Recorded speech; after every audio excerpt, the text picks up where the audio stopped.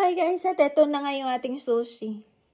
At napagod na yung gumagawa ng sushi. Ito yung sushi para sa aking mahal na asawa.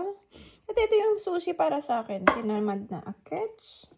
So, yung gagawin natin dito, paghalo-haluin na lang natin. Tapos, kukunin na lang natin, kakainin na lang natin siya ng ganyan. Yan pa naman yung tuno. Halo-haluin lang natin to.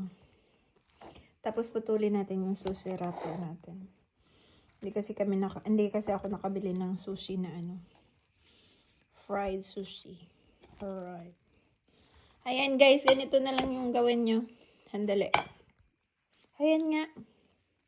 Ito, paghalo-haluin lang natin to. Mukha din naman siyang sushi.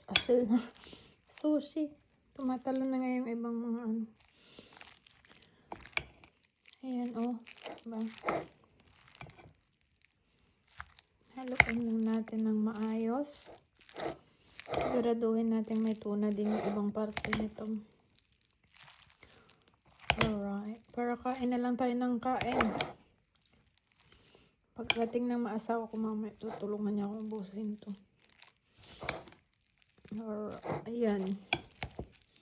Madali lang pala siya guys.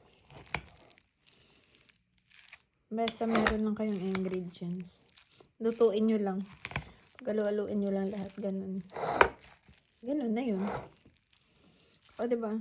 Ganyan na siya. Ayan. Yung sushi wrapper nyo, ito, gupitin nyo lang. Tapos, kuha kayo dyan. Kukunin nyo yan.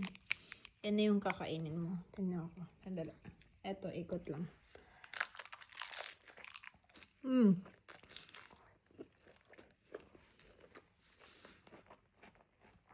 Speechless. Kain na tayo. Bye-bye.